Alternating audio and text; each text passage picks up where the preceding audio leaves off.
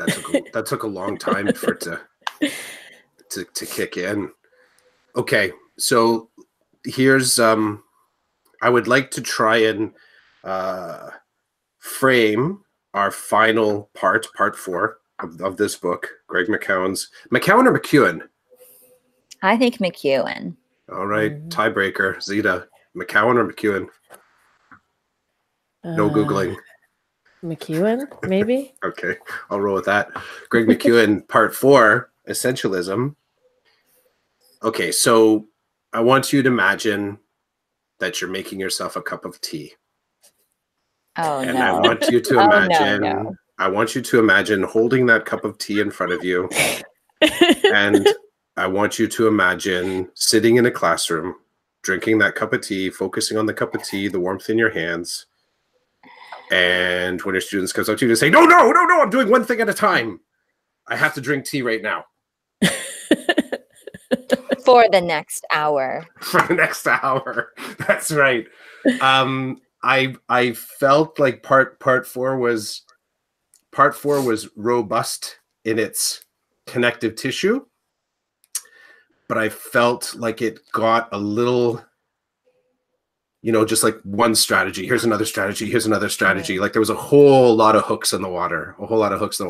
And I don't know. I was biting on a few of them, but I kind of felt like it became just a little diffused near the end. Totally appreciate the cup of tea and sort of doing one thing at a time. Like that's a really cool strategy to becoming an essentialist, or an essentialismist, however you want to say it. What are you thinking? That's my shot across the bow to get this last chunk going. I think that's one of the pieces. Like I kept reading it and thinking, this is just mindfulness strategies. And maybe it's just because I did my course in mindfulness before I read this. Yeah. And it seemed like the strategies kept overlapping. So even though the strategies, the idea of habits, routines, and time, even though they were called different things, of progress, routine, flow, subtract, it kept coming back to the same thing, it felt like. I don't know. I would have to agree. I said this earlier, but I feel like there were too many words in this book for what to find its essential meaning. Yeah. And I think there were definitely some things that continued to resonate with me, even this idea of, well, what is essential to me? And I know I kind of struggled with that last week too, or 2 weeks ago. It's like, how do I determine my essential intent? And does that have to always be the same essential intent, or can that shift? And so I think there were some things in this last section where, it prompted some good thinking, but I think there were others where I was struggling with the practicality of being an essentialist. And so much came back to that essential intent that you almost wondered,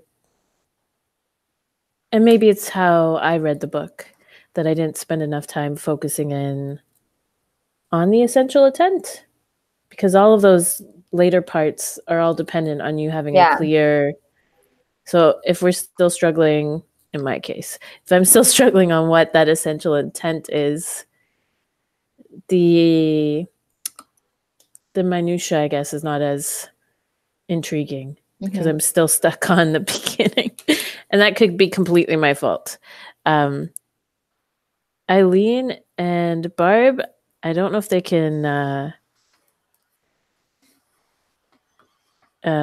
can see us, but they can hear us. And they're sharing virtually a cup of Polish tea. You know what? I'm half Polish, so I remember some of those at Christmas time, and usually card games were a part of it. There was some Polish tea, so I don't know, is that in air quotes? It's in brackets somewhere. All right. Barb said she's been doing one thing at a time for the past few days. She's been much calmer and more successful in getting things done, but also been away from school on March break. More tea. Yeah. So the connection, I like the I did like one part that did kind of pop up to me. There wasn't a lot of time spent on it, but that idea about multitasking is a conversation that I talk to my students a lot about, and I like how it mentions. I've never mentioned it before, that the one thing at a time, you can multitask, but don't think to yourself that you're actually concentrating on multiple things. I said it from a different way. I said there's no such thing as multitasking, kind of defined by what the kids were saying, as in they were kind of getting more things done. I used to say, I would say often, well, it's just quick task switching. And my statement was sort of, the assumption was built into it that focus was a part of it. So you're task switching, you're focusing, you can only put your energy into one thing. And I would put a little experiment to them. It's like, okay, we're going to put on my phone here, or your phone, and play a song that you're interested in. And I'm going to talk to you about something that I just talked to you about. And we're going to see how much of it you can pick up on. So we're going to do two things at once. You're going to try and listen to your music, and you're going to try and listen and pay attention to me. And pretty quickly the kids would see, okay, like, well, Cluff, you're boring. But the boring is the push. The pull is the whatever lyric that they're connected to. And they start to realize that. One kid actually said, it feels like my ears turn off. I'm like, a little bit. I think that's kind of, simplifying it, but that's what happened. Your ears turn off.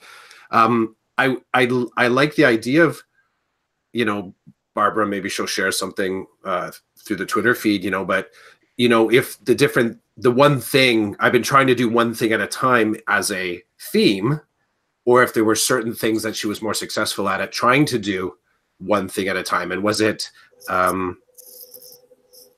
was she clearly concentrating? Like, was she able to sort of maintain focus on that? Because that was a little bit of I think one of a short list of, that's a good way to look at it, is that you can do multiple things, but you can't contribute your concentration. And in doing so, I think that's what the wraparound comes back to. Well, what you were saying, Tina, about that essential intent, because that does come back to that one thing that you're paying attention to. And the example here, it goes into the sort of some of the Zen Buddhism idea of having that cup of tea and only doing the tea. You do nothing else except that sort of micro slicing of the experience of having tea. Do you think that's where also the routine and habits come in? That the idea that because by setting up that routine or that habit, I'm able to truly focus on one piece of that process versus having to focus on every step that I'm completing. Just coming back to Twitter, Barb said, yes, multitask versus multifocus. Eileen's on with us tonight too. She shared a cool YouTube clip on single tasking is a new multitasking, which I do feel that's another piece that I struggled with. Is it just trendy? And especially to not multitask. The mindfulness, the pause. It's the next generation of bespoke thinking. Yes, everyone's going to grow the nice hipster beard, and I'm single tasking right now. Yeah, she said, yes, I intentionally focused on doing Barb did one thing at a time. I often find myself juggling tasks and get stressed. But I definitely agree with the March break piece. I could focus on single pieces. It was interesting to talk to. Yeah, it was interesting to talk to some people coming back from March break, and they were the one of the discussions that pops up about March break, at least for me, going back, a lot of people talking about breaking their routines. Everybody breaking the routine, and I found myself in this. Like I had a lot of trouble. I have a lot of trouble setting a routine. I'm with you. What's that? I'm with you. I'm with you. 100% with you. Routines. My routine is there's no routine. Yeah, but yet I do have some. There's some things that I'm highly regulated on, like very, very regulated on. And it's part of the whole listening to people talk about, like, here's the lead. So, hey, Clef, how was your March break? Oh, it was pretty good. What'd you do? You know, went away with the kids, did this traveling. And then they would kind of throw down, yeah, it was just so nice to sleep in. I never get to do that, you know, just to get a couple hours extra. And then somewhere later on in the conversation, they'd start to talk about the stuff they didn't get done. and you know, I think to myself, you know, it's fascinating the choices that are in there, like the choices to sort of deregulate yourself and not do a routine. I said, yeah, you know what, I didn't sleep in. And I share a story, you know, like when I travel with my family, I'm my routine when I travel with my family is, where do I set up my escape kit, which has to be the room key, my keys, my phone, a book if I'm reading it, some money, maybe a jacket if it's going to be cold outside. So I'm talking like if we're staying in a hotel or someone's house, and I'm sneaking out the door, usually 2 hours, maybe 2.5 hours before my family gets up. Because I'm generally, I wake up between 5 and 5:30. So I keep doing that. I do that on my holidays. But there's other stuff. So that's me on a personal note, as far as one of the routines that's really embedded. It's the professional routines that I have a lot harder time sort of knocking myself into. And I don't know if that's what you're sort of saying, Tina, but it's just the talk about the routines and finding, kind of freeing up the RAM, freeing up the thinking space by sticking with a routine, for me, is entirely true. It was such a truth when I was reading that. Now, you know, this isn't me totally boosting this part, but when he was writing about that, saying, you know, by finding the routine, you sort of, you're existing, you're getting closer to flow. Like, I will tell you, the whole creating the synaptic pathway so those neurons can sort of fire along the caffeine highway. Like, I got that locked in the morning, and I don't think about it, and it ends in success all the time. Why can't I do the same thing with my photocopying or my lesson planning? So in that chapter where they're talking about Michael Phelps and how he has this, like, you know, this fairly elaborate routine before. And again, too many words. The Phelps part was a little too long, just a little too long. Oh, I don't know if it was there or somewhere else where they said that it's great for you, even though it is super annoying or disruptive for other people. I feel like maybe that got a little bit at the problem with some of the routines in a school, is that it's not just about you. It's not just about you reaching your essential intent, because there are other people who are part of that equation. I can't remember where that was either. It pretty much was saying people were being antisocial. Was that here? Of course, such idiosyncrasies are not endearing to those they have to deal with, but personalizing patterns of action helps to free the mind from the expectations that make demands on attention. I think I struggled with that because I also always idealized, and I'm not going to try to say his name, the psychologist. I tried. I actually, did you? I thought to myself, Mihai or some, I don't know. I wanted to be able to throw down that word, just like Barbara Eileen probably know how to say it, so they need to like record themselves saying it. Barb also said sleeping in equals protect the asset, chapter 8. Yeah. Good point. Yes. I guess I idealized that state of flow. So when they equated flow with routine, and I can accept that. I definitely can identify that routine is necessary. But again, in a creative field like ours, I don't know the Michael Phelps routine. I don't know. I struggled with it because if it's not practical, and I feel like it's not limiting. It is. It's at least for a field in which you are engaging with other people.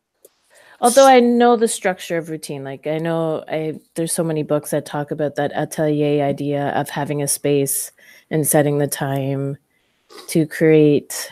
So like, it's not that I'm against the idea of routine. Something just felt off in that chapter. I don't know if it was just me. I've seen it from the other side. Where have you ever experienced or demonstrated this type of behavior? I'll say it's us doing it. You walk into a room, and the first thing you do when you walk into a room, and we'll say a classroom, let's say it's one of our workspaces, and you enter the room and you do something like this. You open the door and you're like, and someone goes, Clough, what's wrong? I'm like, oh, but you've totally like, you've set the table to be asked that. When you're back in work this week, try and notice how people enter rooms and what their lead is coming into the room, and whether or not they're saying hello, or they're actually sort of introducing or sort of getting your attention. And I started to think about that type of what's the word? Like how the routines can work against you. Mm. And I had the same conversation with my wife. We were driving to Toronto. We were talking about how people's the way it basically comes down to self-talk, but when you do self-talk in public, so you start down the path of, let's say, some negative self-talk or some angry self-talk, which kind of spills out over into directing it at someone or something, and then there's like this kind of rise in negative energy for a while. And I constantly make the mistake of, so little bit of family reveal here. Like my wife sometimes will kind of talk to herself as she's doing tasks, and I'll often kind of respond to it. And she's like, I'm not talking. I'm like, oh, okay. Like she wasn't actually talking to me, but I'll kind of respond to it. And I kind of do the same thing when people are doing kind of negative self-talk. Like I'll take it like it's a conversation, which doesn't always turn out well. But I think I do it a little bit because what I've observed in general is that the path of self-talk, it needs some sort of intervention to it at some point. Now, if it's positive self-talk, go for it. Like, let's see where it's going to take you. The negative self-talk, I always start to assume that it's going to trickle over and start to kind of like, it's going to create, and in here it's talking about the triggers and behaviors. It's going to start to kind of infect. It's insidious. It starts to kind of carry over, and it carries over into people really quickly. So like what you're mentioning, that idea of having your essential intent and your focus and just having tea, there's a whole community that's around you kind of watching, like, dude's just drinking tea and his class is going crazy right now. Like, what's going on? So when I hear people in the negative self-talk, I start to want to interrupt it and try and get in and ask some questions, which again, doesn't always turn out successfully. But I've noticed this routine where the great thing of this would be looking at parking around the school. And I have colleagues that will literally watch the window, watching to see who parks beside them. And they just get so ramped up. That's that person that opened their door last. I should go to, and they never do. They never action it, but a whole lot of smoke comes out of it. And I started to think about the power of routines from that perspective, because I think that I felt like it was more accessible than acknowledging the fact that I'm not so good at it myself. So I'm going to analyze other people's routines of bad thinking. And I have not bad thinking, but let's say negative thinking. And I have sort of experienced that with other colleagues, that it carries with them the whole day. And that's like negative flow. Yeah. That's like the dark side of flow, right?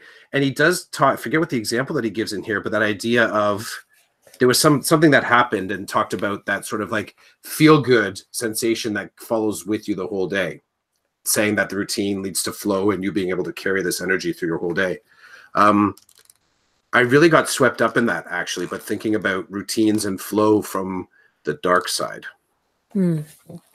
So just coming back to Twitter, Eileen says, Eileen loves the Michael Phelps part. And I guess she likes the Power of Habit book. He mentioned that a lot in this section, right? Yeah. Yes. And she said she found it practical. You just have to anticipate people being part of your routine. I wonder if it's, and I know this is so cliche, like I wonder sometimes if it's, are we predisposed to it? Is it routines? I guess this whole section to me felt very analytical. And it's never really been my approach. So I don't know if I'm struggling with it because I'm still struggling with the intent, so I can't see how these pieces come into play. But saying that I'll be essential because I create a routine I do over and over again, I don't know. It just, I couldn't see it. But I feel like I was actually I wrote this little note for myself. What routines can I implement in my classroom? And because there is this line that says the right routines can actually enhance innovation and creativity. And I was thinking even about how, like, we all have routines in our classroom, like either personally or with your students. And like, kind of, even if we extract that from this idea of being an essentialist, I think there are certain routines that we can use that will definitely even help our kids to not have to use so much of their cognitive power at the start of the day. Like, I don't know. It's a bit of a digression, I suppose. No, but the idea of multitasking versus multifocus, like you were saying, Chris, I think there's a lot of those pieces that I can see popping in. But again, are they just mindfulness strategies? Or am I just trying to avoid the lesson that the book is trying to give me? I think it's good to push against it. I got to be honest. I think it's good to push back against it. I missed kind of like a key piece into why I did that sort of rant on watching people park.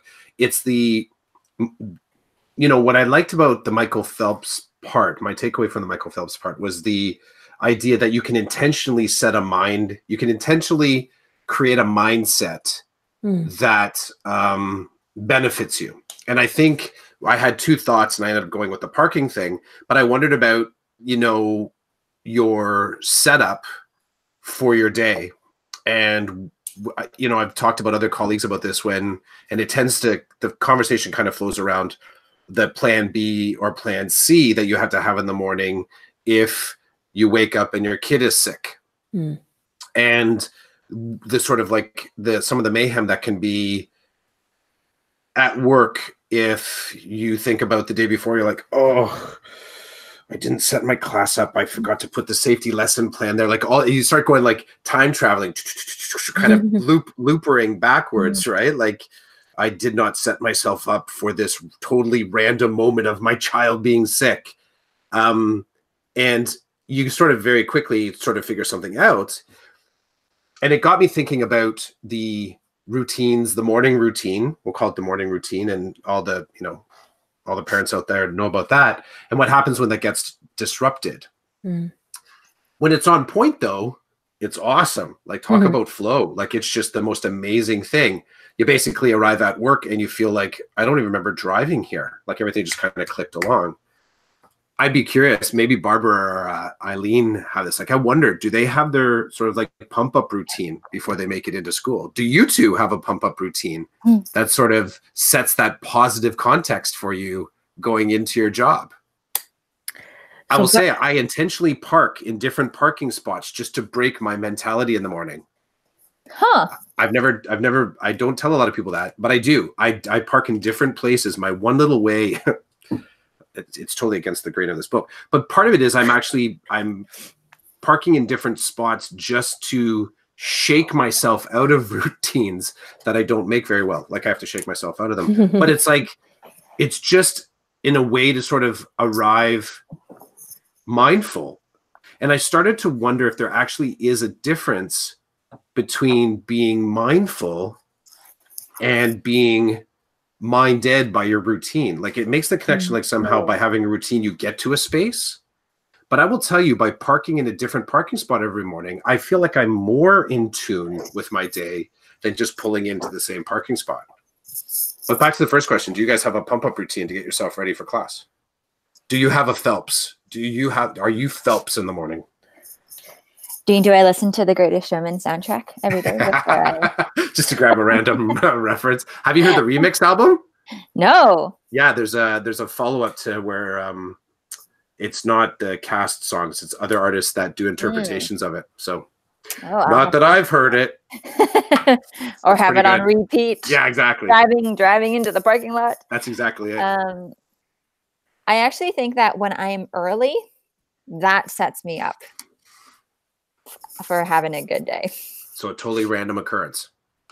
So that first chapter was completely your chapter then? The Yeah. one that said Yes, the buffer. the buffer? Yeah. Yes. Good segue. Good yes. segue. Yeah, I'm not good with the buffer.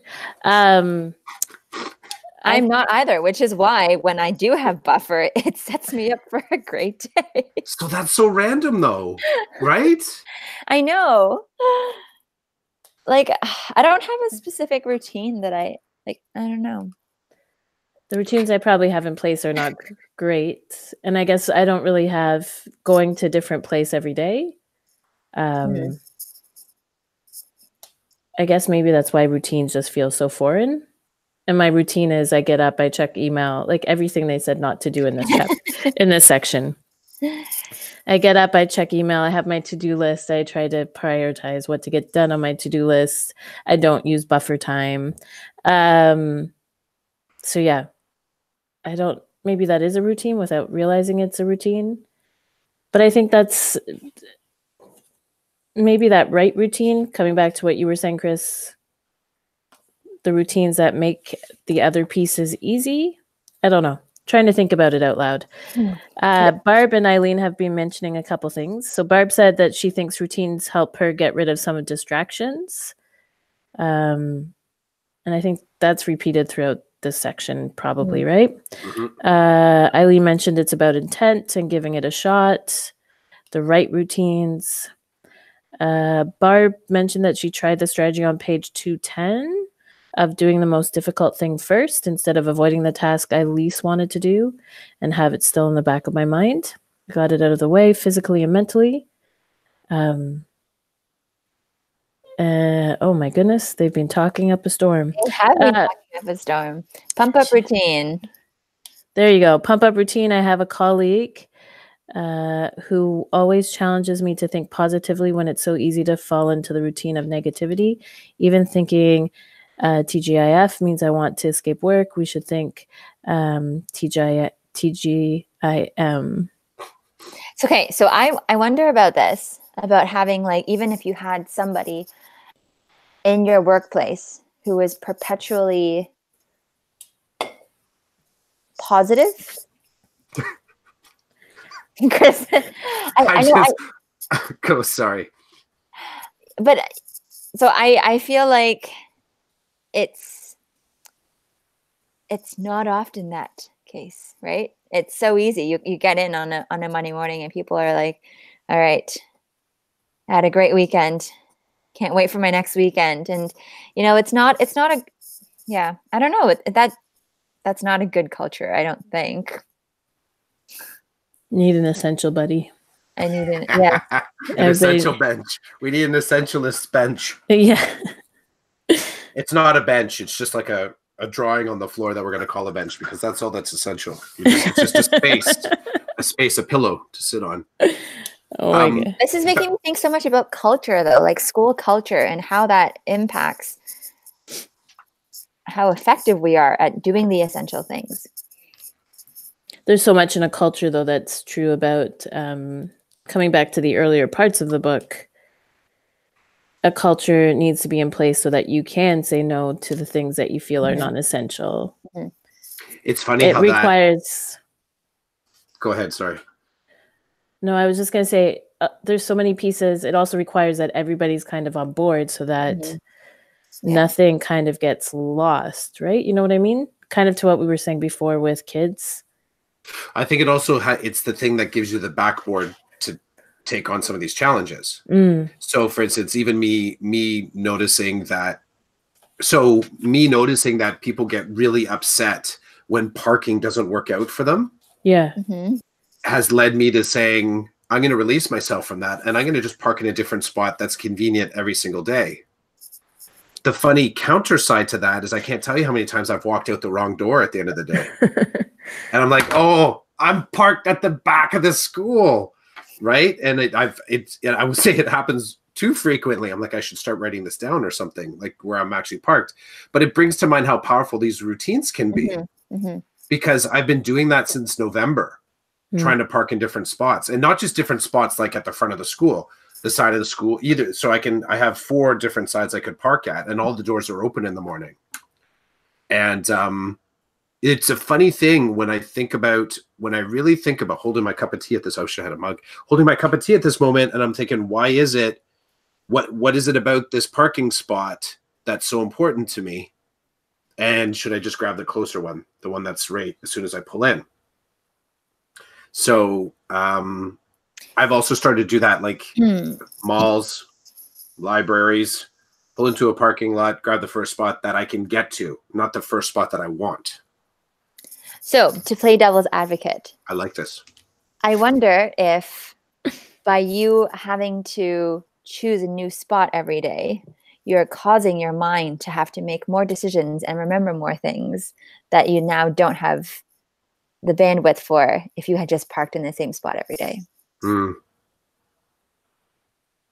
Well, I'll say, I guess you put that against the sort of the subjective trauma that I see other people have in the morning. So I'm observing people so upset about parking not working out for them. And I feel like I've removed that from my life altogether. So am I having to walk a little bit further? Maybe. Is it, am I forgetting what door to go out at the end of the day? Yes. But I think there's something about the ease of getting into the flow of the day. Like, I feel like I've removed a barrier from just sort of moving into my day without, this little bit of trauma that I see so many people going through. And I have to be honest, I don't generally worry too much about parking, but I thought, how can I shake up my thinking a little bit? And it was more to see how often I would forget at the end of the day, which is really how powerful some routines can be. Yeah. Yeah.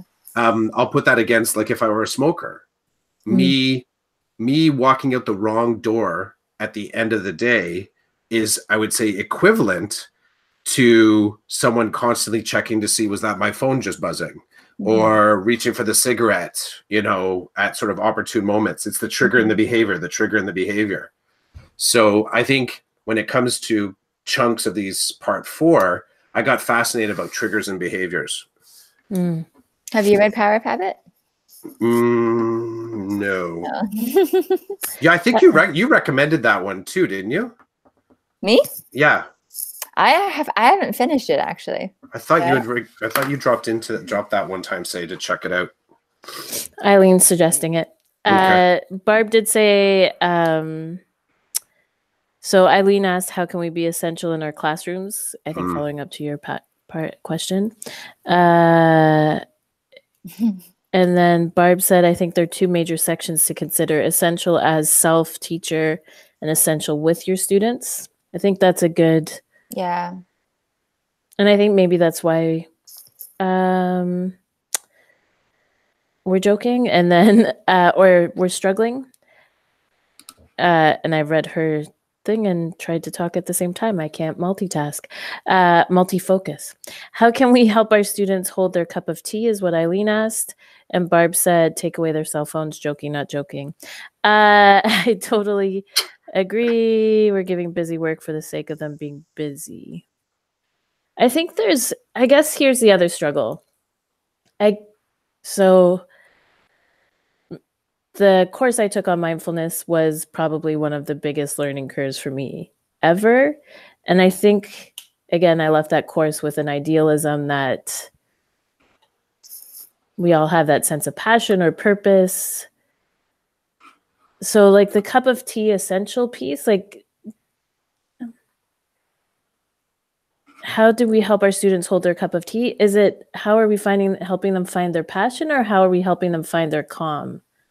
Which I think those are 2 different things. I would say that we have to stop smacking their tea out of their hands. Like, it's like, and I think sort of realizing that what we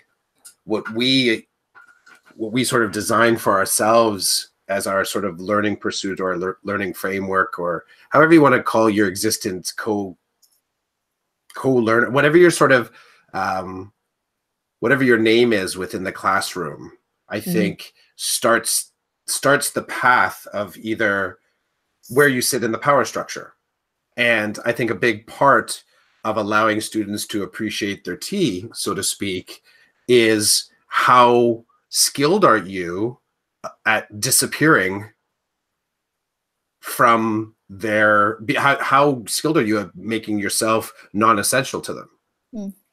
Because I think back to, I think I might have mentioned this in one of our previous combos. I remember teaching hospitality and observing my students as if I were invisible. Like they were going about their learning and their exploration and their cooking. So sorry, hospitality, cooking, culinary class.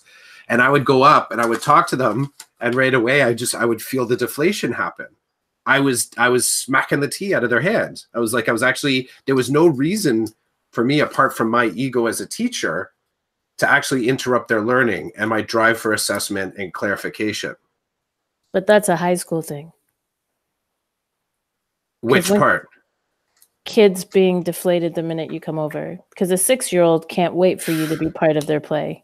But I would challenge that and say you've still changed their learning. You've still knocked their tea, at least tipped their cup a bit, because you're placing yourself within their frame. So it's kind of like that assessment drive, or whatever it is to sort of like engage your triangulation of sort of assessment. I think it changes the experience of learning. And in effect, as Eileen is saying, Eileen or Barbara, who had said knocking their tea over, that is the moment of knocking tea. For me, anyways. It's that insertion of yourself so aggressively, and I would say traumatically, into their learning. I think going back to what Barb was saying about like the two major sections of like essential as self or teacher and essential with your students, there's this this thing that I'd found on AJ Giuliani's site, and it was, I think, via Sir Ken Robinson, that I think fits really well. And he says, I've said that education is a living process that can best be compared to agriculture. Gardeners know that they don't make plants grow. They don't attach the roots, glue the leaves, and paint the petals. Plants grow themselves. The job of the gardener is to create the best conditions for that to happen. Good gardeners create those conditions and poor ones don't. It's the same with teaching. Good teachers create the conditions for learning and poor ones don't. Good teachers also know that they are not always in control of these conditions. And I wonder if, Clough, you had talked about, what if we remove the students?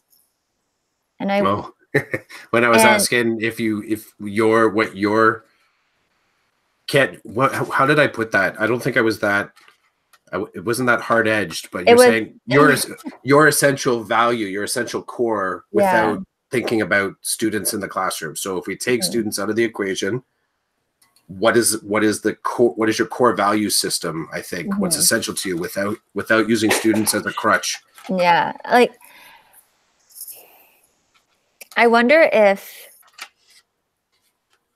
the essentialism in all of this within the classroom is recognizing that there are certain things that you as a teacher can do to create a better learning environment for your students. You don't necessarily have any controlled cause and effect control over what exactly our students are learning or picking up from their experience in the classroom. I don't know where I'm going with this, but I feel like there is actually, I'm starting to see that there is maybe a separation there. There was a mention, and I was trying to search the word up, a word that almost looked like poetics. Poetia? Yes, I wrote it down. About the being, right? Yeah, well, it was either that, maybe it was that one, but it talked about, maybe it wasn't that one, but there were a few like good. It was three, right? There were a lot of language. Isn't it in this state, in the being? Was it in the being? It might be. It's page 188.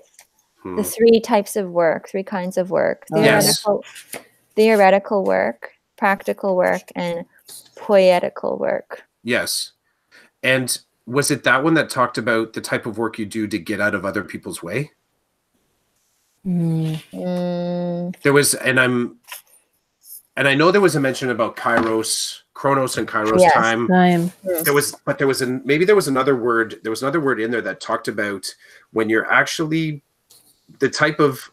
So when we talk about the T, and I'm missing. I think it's a word that happens between the three types of work and the two types of time. Somewhere in there was another word that talked about it's the work of helping to reveal something. And what you're talking about, it's probably it's around that idea of gardening, and they talk about something blossoming, and the actual work that is happening there. It's the opening of the ground in a way that, like, you almost consider that the flower is doing all the work. Yeah. But in fact, there's a sort of a symbiotic kind of work going on that the ground actually has to allow the flower to sort of do what it's got to do. And that's this type of work. And when I think about the knocking of the T and becoming non-essential, not inessential, but non-essential, is getting out of the way of the student and allowing them to sort of do that. Like you're doing nothing other than getting out of their way. And I guess, again, back to me, I noticed when I got in their way, even for good teacher reasons, good pedagogical reasons, getting in their way just kind of stopped the work. But then what is our purpose at all? Because if the only thing we need to do, I think there has to be something between the gardener still, the gardener still makes the garden grow, right? If we think it will live or fosters that growth to grow I think further or something or other. I think the gardener, I think, helps set some of those conditions so that that seed can grow in the best way possible. Just trying to see. Eileen just said, but we have control over how we respond to how our students engage in their learning. I guess for me, I struggle with this concept with a 5-year-old. Yeah. Because with a 5-year-old, I don't need to do much. I can bring in a book and I can tell them we'll do a video game, show them 5 things and they're off. And they're begging for attention. So I guess to me, that cup, sometimes I feel like sometimes the teacup isn't that we're knocking, it's that I'm forcing my Earl Grey in their hand. Instead of my can of Coca-Cola, which is what I would prefer. I guess because there's a lot of, when I was reading these parts, I kept thinking of all of our conversations around self-regulation in the early years. And that to find a state of calm, kids need to know what calm feels like.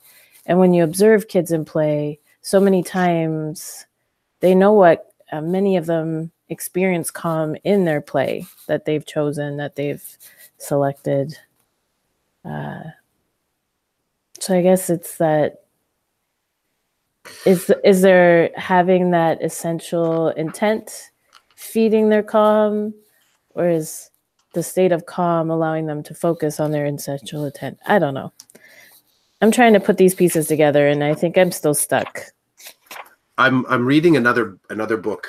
It's called The Power of Kindness. What is it? It's the unexpected benefits of, I forget. Power of Kindness is enough to get you there. Dude is Piero Ferrucci, and he puts forth part of it in there. He talks about harmlessness, and harmlessness as something more than doing nothing. And he uses the model of harmlessness from Gandhi's perspective. And it's an intentional, active, sort of powerful force to ensure that you're doing no harm. And he runs through a bunch of examples talking about, how difficult it is to exist in that sort of space. Even if you're, I think one of the examples he uses, you're buying a certain type of clothing that's, let's say, organic, renewable, recycled, but in the process of their advertisement campaign, they're using dyes from a company that is, not operating ethically or something like that. Like that pursuit of trying to get down the rabbit hole of, am I actually not traumatizing any step along the way? And when it brings to mind the challenge of keeping the, well, if I say harmlessness, causing no harm within a classroom, I mean, there's obviously, I'm scaling it here. I'm not saying high trauma, but if we say that taking away a kid's flow in the middle of their learning is causing harm, then it makes it really challenging. Well, maybe it's just overly challenging, but it sort of opens up that question is, how do you become the wallpaper when you need to be? And I would agree with you, Tina, like talking about a grade 5 student versus a grade 12 student. I think their needs are the same. I think the tactic, I would say their core learner needs are the same if it's nurtured and fostered. I think how you sort of approach to bring them into this space might be different. And I think that's what having started in primary, I think that was the biggest lesson is I would always tell the folks in the AQ courses that good learning is always good learning. It's social, it's personal, it's engaging, not necessarily always fun, but it definitely speaks to your interests and your passions. And just the benefit is 5-year-olds just won't put up with things that they're not slightly interested in. So you're forced to deal with it when they're 5. And I think even by the time you get to grade 5, as they work through those increments, we seem to lose some of that piece. I guess it just is that maybe coming back to the book and that idea of our essential intent, are we scared to even voice trying to articulate it well and it's not coming out right? Have we perpetuated a society where having that single focus or that passion is not really seen as a goal? Does that make sense? Have we kind of... do we sneer at it? Is that what you're saying? I don't know, but then I think there's so much that we wouldn't know we love if we weren't introduced to it. But then are we making kids? I remember this conversation I had with an educator in the junior basic course, and we had this awesome class, and we got to the last session, and he's like, but sometimes people just need to be forced to do Shakespeare because I would never have done English if I didn't do Shakespeare. And my only response was, and I don't mind if you introduce Shakespeare, but if a kid thinks they can't read because you make them read Shakespeare, then I have an issue. How does that come back? Like when we talk about essentialism in education, and when we go back to Barb's 2 pieces of essential with our students and essential as self and teacher, are we focusing too much on the essential students' essential pieces? And maybe what's essential with our students, maybe that essential intent is so much simpler than really we each essential as self or teacher is also essential as self or learner. Does that make sense? Each of us has our own essential intent, but then as a community, we have a collective essential element. Am I confusing this? Or does it even work for education? Is this just so personal that it's... You're like, I have essential intents in different areas of my life. Yeah. Which of my essential intents would you like to hear about today? I think too,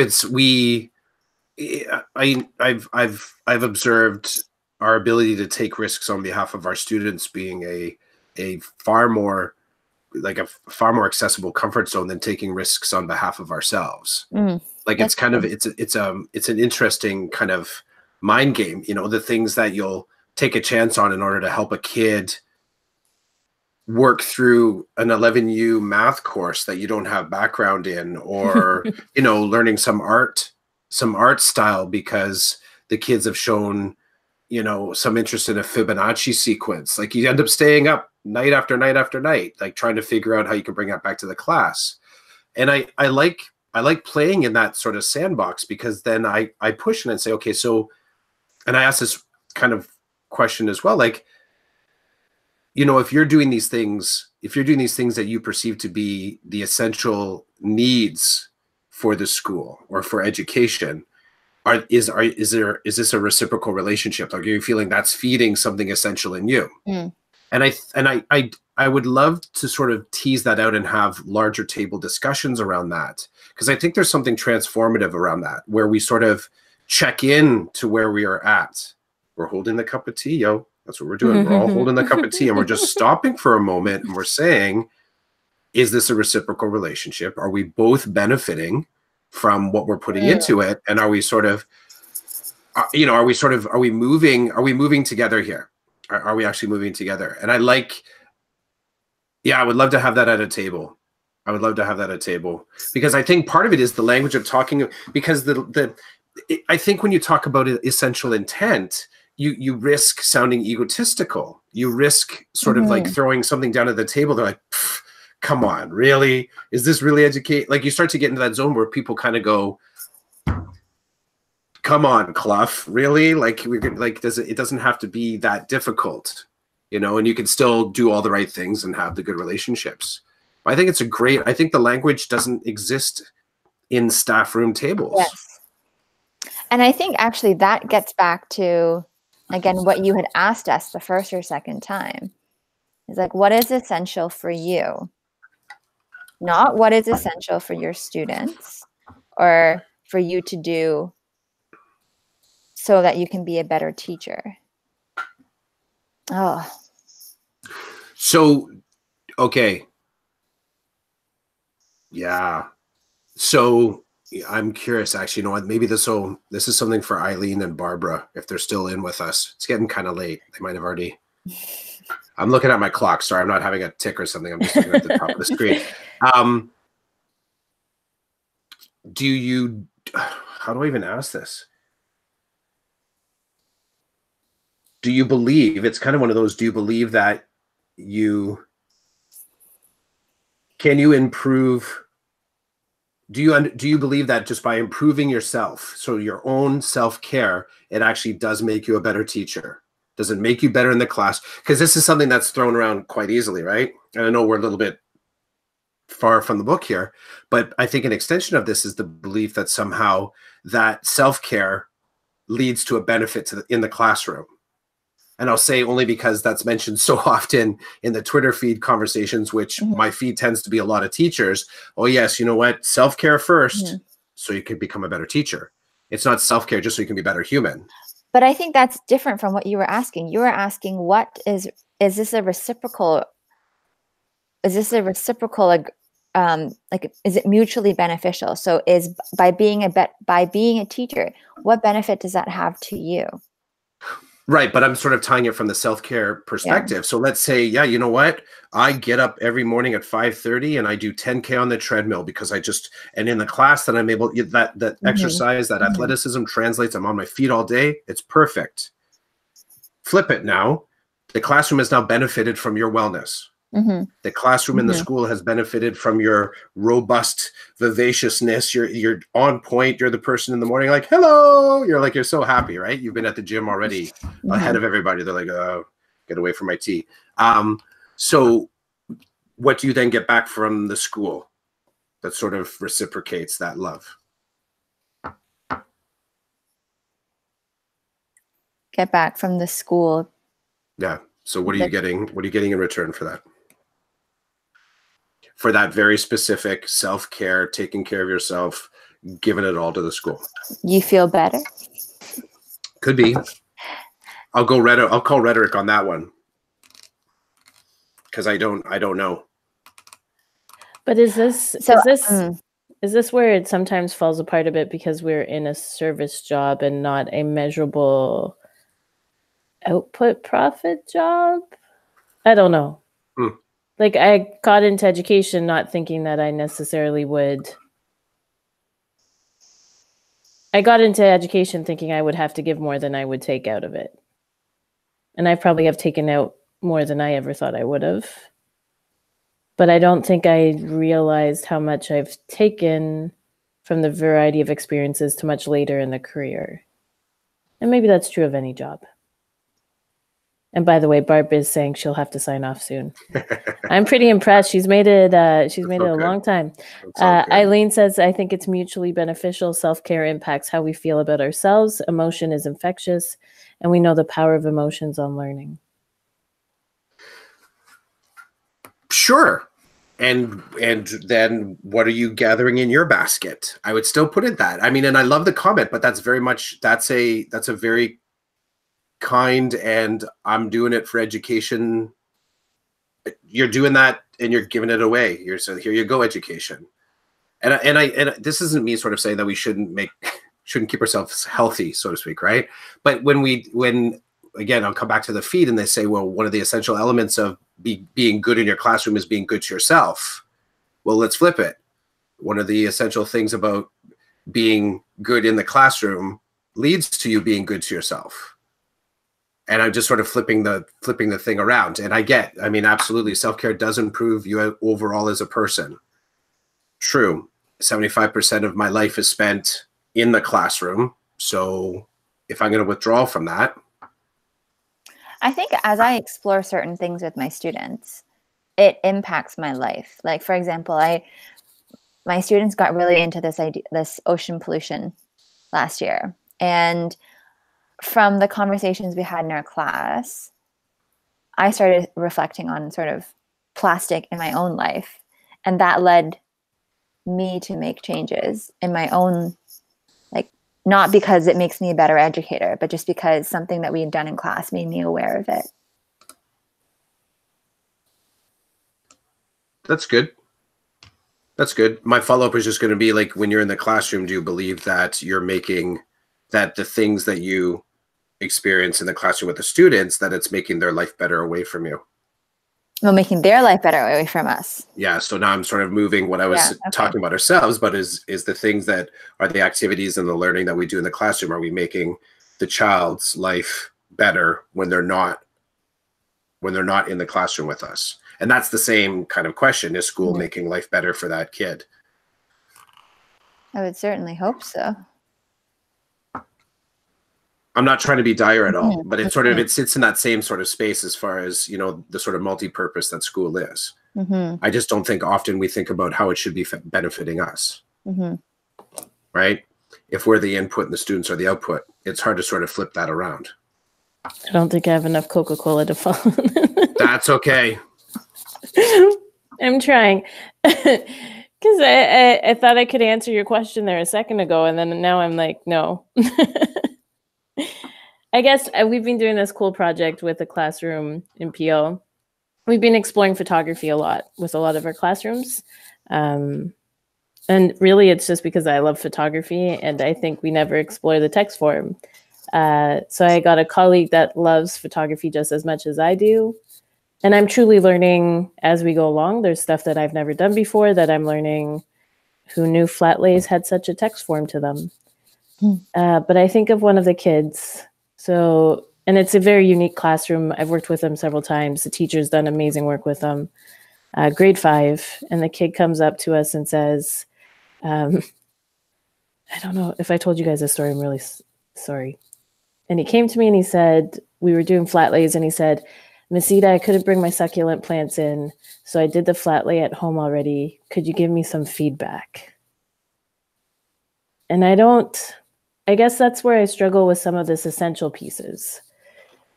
Because that to me is the pinnacle, right? You have this kid that has taken the time at home before we even explored it in class to try the idea out and to ask for feedback. And it's things he's passionate about. Like, and every time we've done photography, we've had every lesson has had these conversations where I'm shocked and amazed. Like the first time we got talking about PI and that we went to several similar destinations, and you forget you're talking to a kid in grade 5.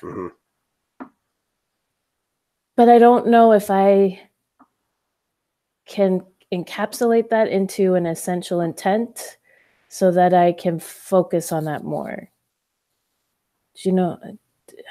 Like I have the luxury. I almost feel like they're asking for a formula and you don't have a formula. No. Yeah, that probably is. They're asking for like an equation. Like it seems like Sorry, I'm missing. Who's asking? The student that's asking for feedback? No, I feel like this book Oh, the book. Okay. And then I guess that's where I'm struggling. It feels like it's always an equation of if you do A and B, you'll get to C. And I don't know, like, if it's that cut and dry. Yeah. But to your guys' point about the tea and holding on to the tea, just to bring it back to the tea, because I love that you guys said tea and not a can of Coke in your hand. But does it start with that moment of calm and that pausing so that we can have those authentic conversations? Barb is saying she's it's been a slice, signing off now. Thank you so much for the running this essential book chat. I've really enjoyed it. I'm sure we'll cross paths again. We got to get Barb actually in on the convo. You have to start earlier, I'm thinking. Yeah, that's true. Eileen said we can't pour from an empty vessel.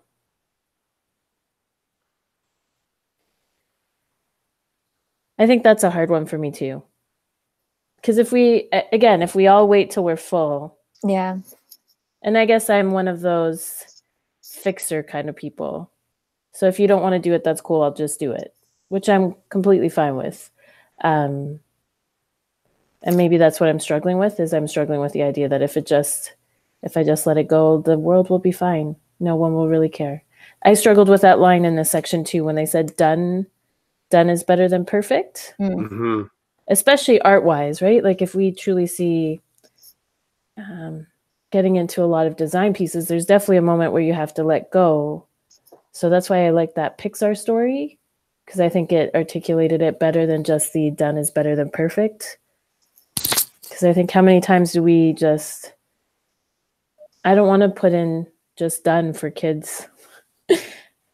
I'm okay with the Pixar idea of constantly reiterating and letting go of a project, releasing a project versus saying a project is finished. Mm-hmm. But that's different than done is better than perfect. But maybe it isn't. Yeah. I'm sorry. I digress.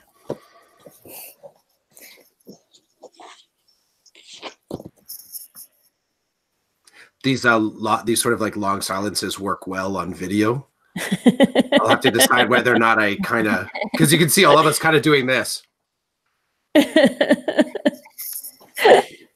I might have to chop kind of I'll put this out as a part podcast.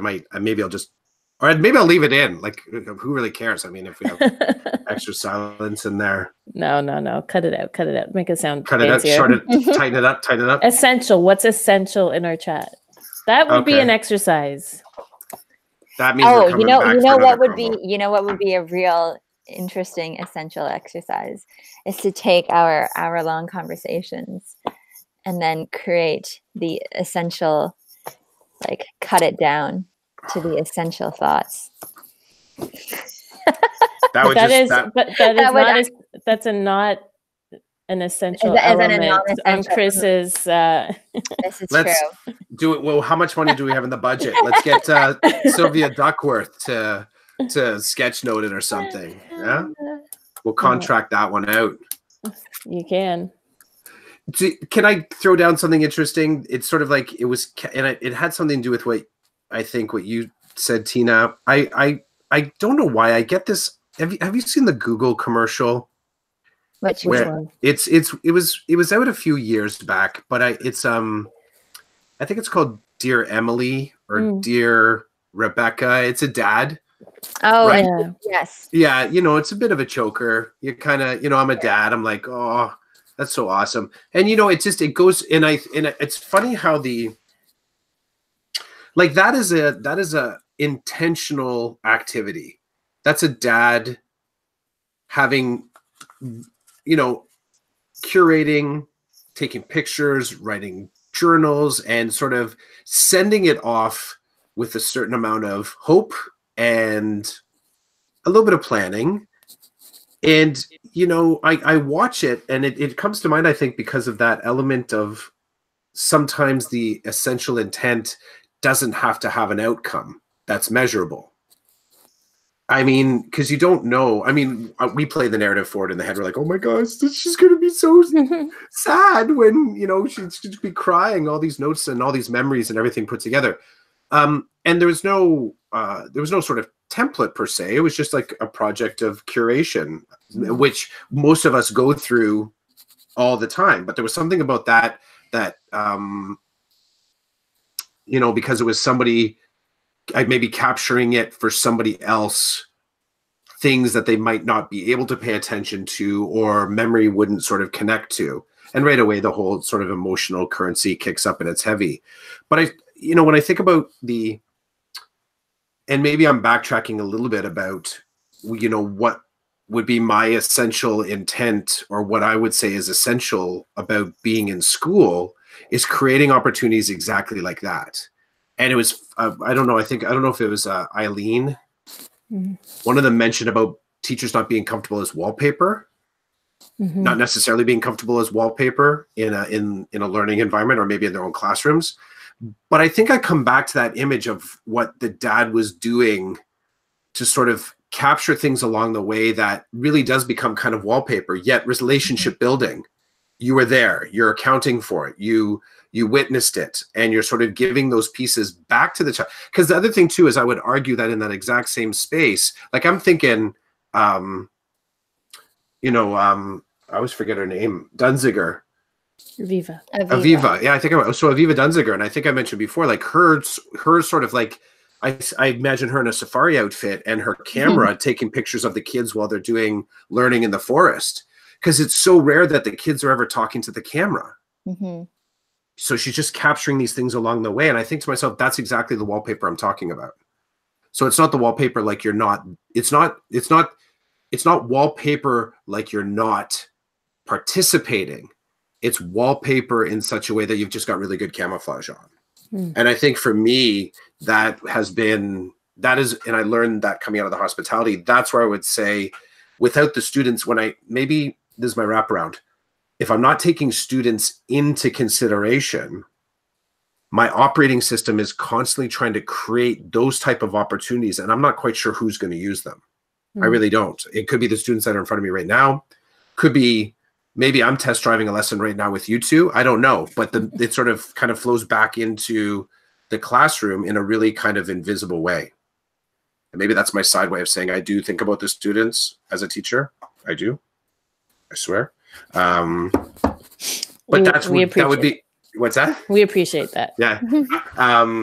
But that would be if I were taking the students out of the loop. I think that's what I'm doing when I'm in flow, is I'm trying to sort of create that kind of a context where if the kids walked in, they could just start doing something and it would kind of be, let's say, in the track of whatever course I've been assigned. Not the end that I have to say, I thought this book would have revelations for me that I feel like I'm still waiting for. Is that possible? It could be because I've avoided reading it for 3 years. I will say I really enjoyed digging into it with the two of you. This is like just kind of like a random, a random experiment. Like, let's just kind of go for it. Okay, 3, like I love that. Yeah, let's just go for it. Let's do it. It wasn't easy. I gotta admit that. Like, despite my brain catches on, like, okay, time, you can do this at the end of the day. And I'm sorry. Right? No.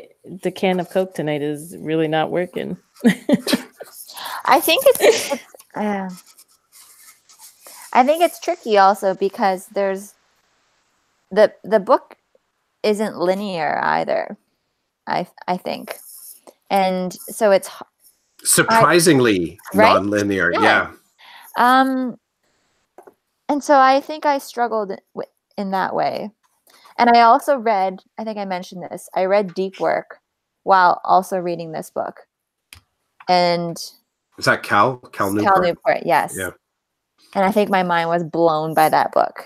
And I struggled to, I think it was just, I had these two things that I was doing at the same time, but that one just really blew this one out of the water for me personally. it just wasn't as, this one just wasn't as clear for me, ironically. Do we want to try and wrap it soon? Are we ready to walk away from this? I think Yep. so. Can I throw the one more little piece out to you then? Yeah. Sure.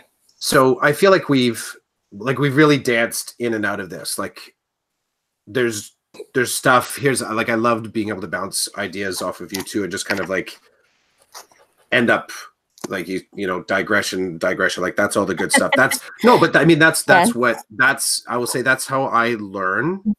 The content I sucked up on my own, but being able to bring it and kind of say, let's throw it against the wall and see if it sticks. I love that type of messing with content. I really do. Here's what I'm curious about.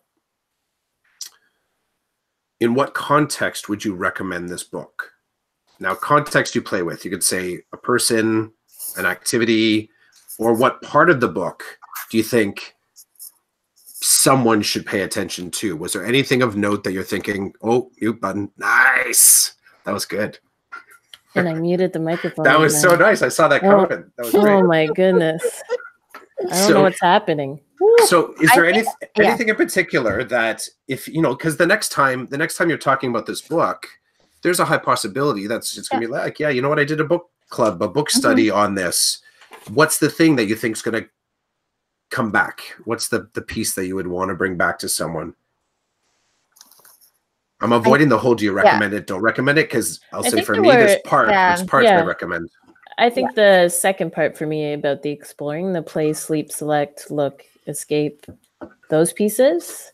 Because I think it goes past the wellness conversation sometimes of just ride your bike or sleep in on the weekend kind of idea. So there were some elements in there that maybe would focus us a bit more. I think also the idea of having a conversation as a team,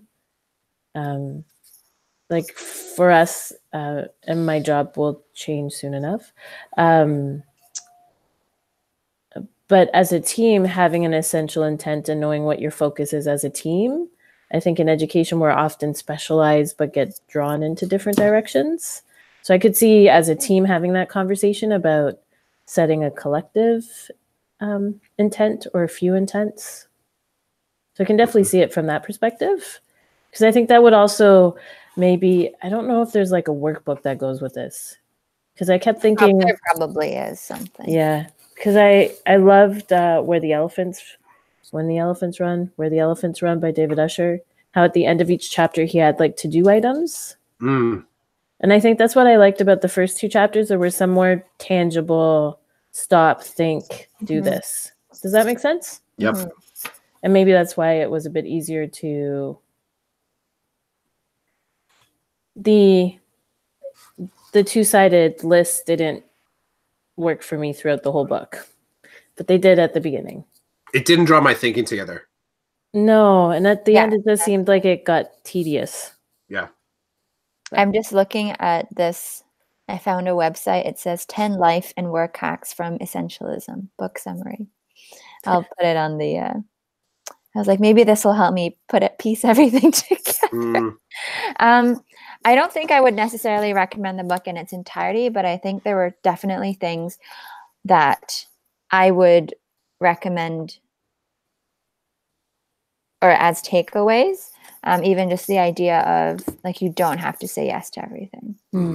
Because I think I see lots of people around me saying yes to all the things, and either they're burned out because of it, or you know, it feels like they're going in, like they feel like they're going in circles, or I don't know. I think there has been a takeaway, at least for me, in trying to think about, well, what's my long game in teaching? Am I moving towards that? Sorry, go ahead. No, you'll finish up. Go ahead. I like. There is one thing that I did like from this last section. There's a whole paragraph. It says, when other people are doing this, when other people are saying this, you will be doing this. But while other people are padding their resumes and building out their LinkedIn profiles, you will be building a career of meaning. And I think something I've been thinking a lot about with this book is how much of what I do and what I'm thinking do I need to put out there for other people to see versus for me just to know and to be able to continue to improve as an educator through that. It's a good one.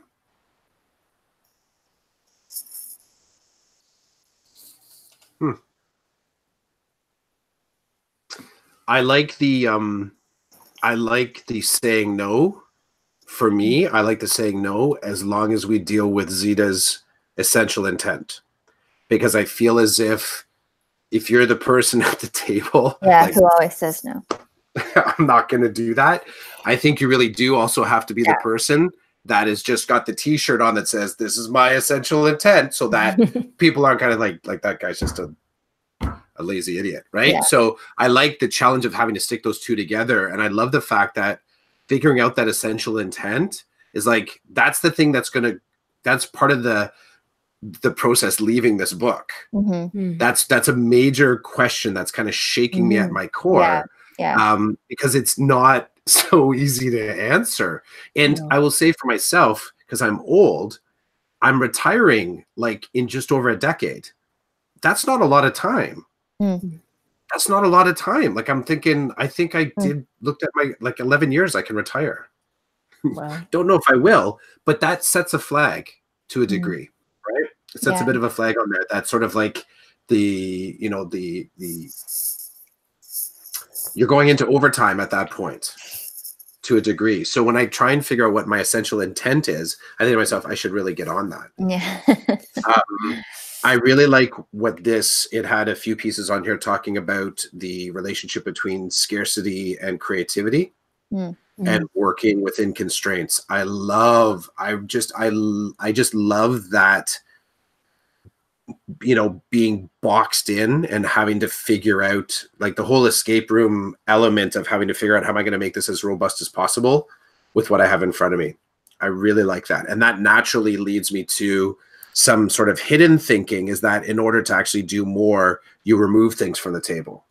You edit and you take things away. I really like that. And the final thing that's kind of stuck in my head is that concept of kairos. So that measuring time, not just by sort of like the ticking clock, but the actual quality of time. I'm clinging to that. I think that's a little bit of dad and the family. And I come to that through the question of, is education as nice to me as I am to it? And the litmus for me is my children, my own children in my house. So I think that's why I got I asked that question. I apologize. I kind of kept on pushing that topic, but that's why it came through. I realized is that there is a zero-sum nature to it, because I am aware of I can totally chronos. If I stay late at school to take care of something, the impact on kairos. It's a straight line. I can tell you exactly the cost. So essentialism. Everybody make up a theme song for this. Essentialism. You have a nice high voice, Tina. Sing something just like no. I haven't sung since I was a kid. So sing a kid's song. That works too. No. Not happening. Right. I'm not the musician in the family. That's not my essential element. This was fun. This was fun. Thanks, friends. Thank you. What's our next book? I know, too soon. Eileen's saying Power of Habit, but I don't know. I think I almost feel like if we are to do this again, it needs to be something entirely different. Okay. Yes. See, you know what? Here's the way it goes. We all know like the work that we put in on this, right? And it's going to be documented and put up, the 6 hours or whatever of conversation we had about this. Particularly it's good. Scary. Yeah, it's the thing. It'll post Well, up, this right? is an hour and a half. Yeah. I know the audio will be. I'll do my best to push the audio out in the next week.